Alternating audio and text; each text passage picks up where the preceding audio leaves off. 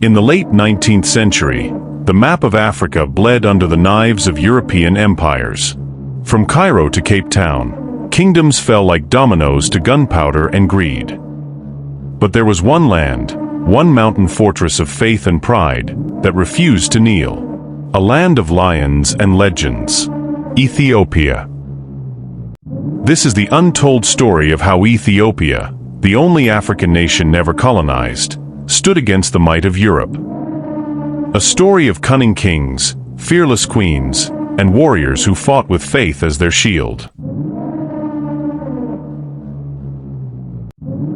The story begins in the mid-1800s, when Europe's imperial powers gathered in Berlin to divide Africa like a feast.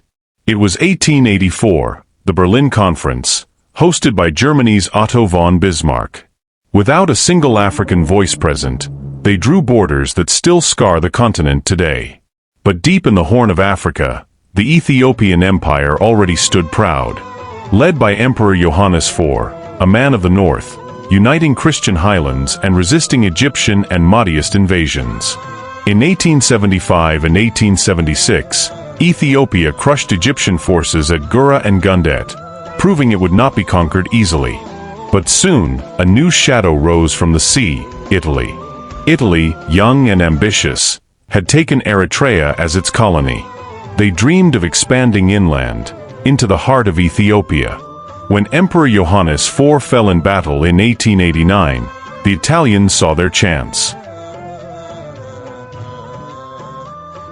In 1889, Menelik II, king of Shua, ascended to the Ethiopian throne.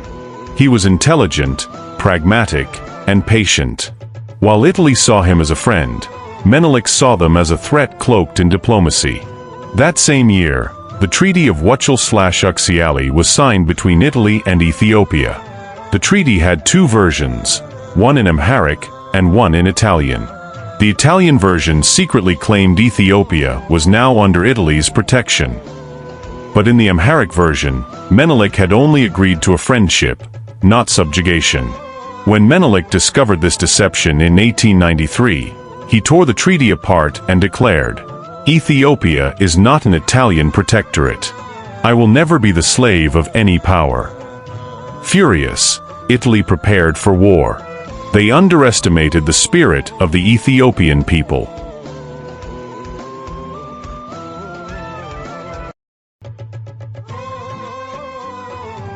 It was now 1895. The Italians invaded northern Ethiopia, armed with modern rifles, artillery, and arrogance. They believed a few thousand soldiers could crush what they called a backward empire. But Menelik II had spent years preparing. He had bought rifles and ammunition from Russia and France, trained his armies, and united once divided provinces under a single flag. He called upon his people with these words, "God has given me the duty to defend Ethiopia. Rise, my children, rise for your faith and your freedom." From every corner, warriors answered. Tigray, Shoa, Wallo, and beyond. Over 100,000 men and women marched to defend their land. Among them was Empress Teta Batul, Menelik's fearless wife. A political genius who led her own battalion into battle and masterminded logistics.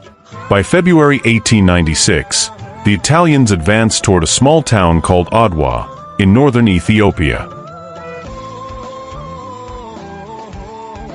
March 1st, 1896. The dawn that would change Africa forever. General Oreste Baratieri led 17,000 Italian troops, expecting an easy victory. Facing them, over 100,000 Ethiopian warriors, armed with faith, spears, rifles, and unshakable unity.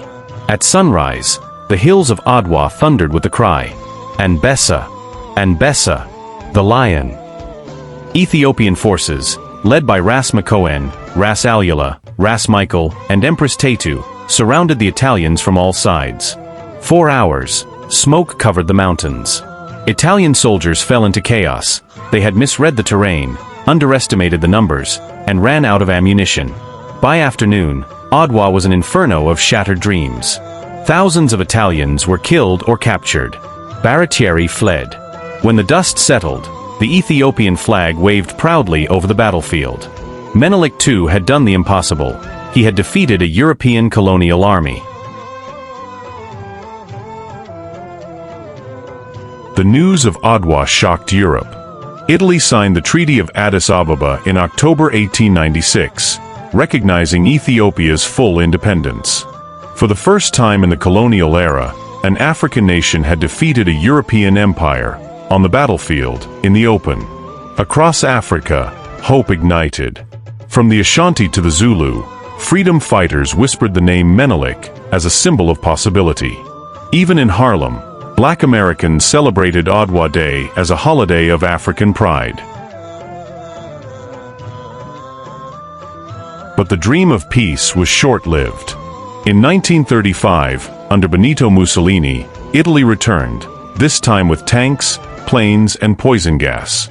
Emperor Haile Selassie I, grandson of Menelik's cousin, took the throne.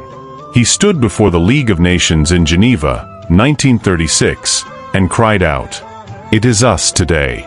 It will be you tomorrow." His words rang true, a prophecy of World War II. Though Italy briefly occupied Addis Ababa, they never broke Ethiopia's soul. Ethiopian patriots, the Arbanyak, or resistance fighters, waged guerrilla war from the mountains.